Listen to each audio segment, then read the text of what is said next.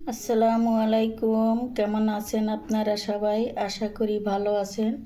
আমরাও আপনাদের দোয়ায় ভালো আছি আলহামদুলিল্লাহ। শাশুড়ি ও বৌমা ডেলি ব্লগ হতে আজ শাশুড়ি আবারও চলে আসলাম আপনাদের মাঝে নতুন একটি ভিডিও নিয়ে।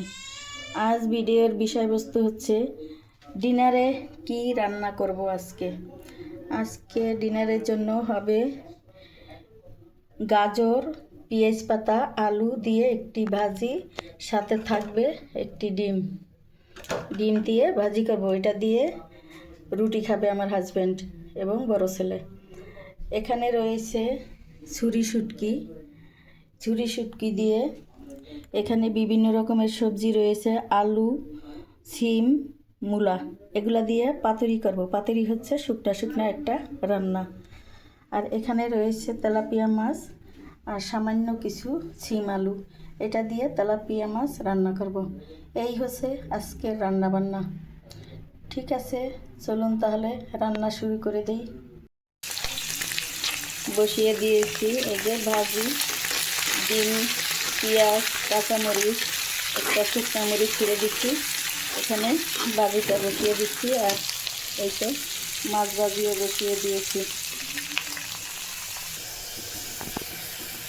এই যে ভাজি হয়ে গেছে, এখন এই যে ধনিয়া পাতা দিয়ে দিচ্ছি। ধনিয়া পাতা দিয়ে নেড়ে চেড়ে ভাজি নামিয়ে ফেলবো। আর এদিকে মাছের মশলা কষাইতেছি। মাছের তরকারিটা বলক চলে আসছে, এখন মাছ দিয়ে দিচ্ছি। মাছ দেওয়ার পরে কিছুক্ষণ রান্না করবো, তারপরে ধনের পাতা দিয়ে নামিয়ে ফেলবো।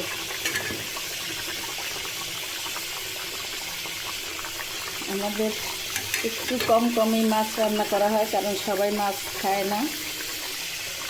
যেমন আমি মাছ খাই না, সব মাছ খাই না আর কি। কিছু কিছু খাই। এদিকে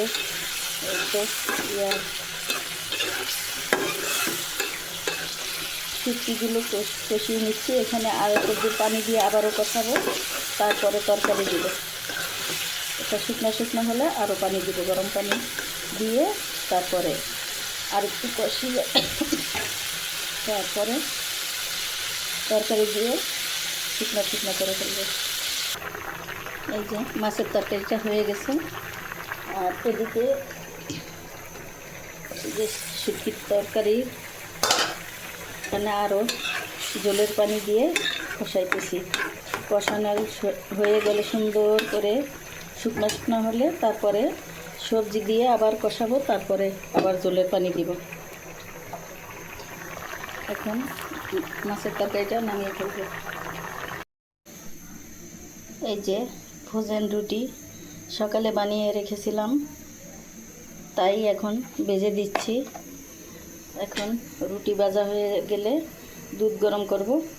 দুধ গরম করে এদিকে রান্নাবান্নাও প্রায় শেষ। এই যে শুটকি তরকারিটা প্রায় হয়ে যেতেছে, শুকিয়ে গেলে নামিয়ে ফেলবো ধনেপাতা দিয়ে। তো আজ এই পর্যন্তই ভিডিও। পরবর্তী ভিডিও নিয়ে আবার চলে আসব। আপনারা যদি ফেসবুক পেজ থেকে দেখে থাকেন, পেজটা ফলো করে দিবেন, লাইক, কমেন্ট, শেয়ার করবেন। আর যদি ইউটিউব চ্যানেল থেকে দেখে থাকেন তাহলে সাবস্ক্রাইব করে দেবেন।